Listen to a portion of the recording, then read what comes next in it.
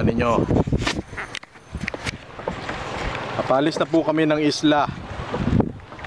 Ako po ang kapitan ng barko. Kahit hindi ako marunong mag-drive ng bangka, nakikita po ninyo yung nasa likod. Siya ang aking tripulante. Dalawa lang po kaming membro ng barko. Tawag po sa amin kapitan ng mga pirata. Yan ang isla. Maputi. Maputi ang buhangin.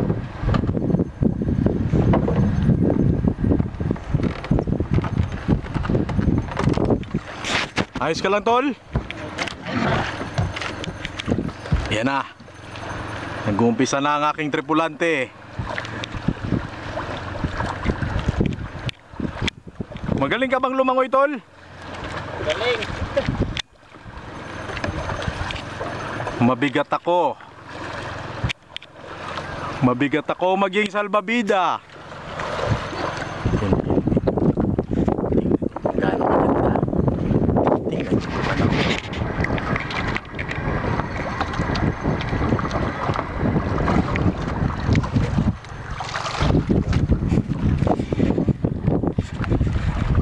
Yan. Yan.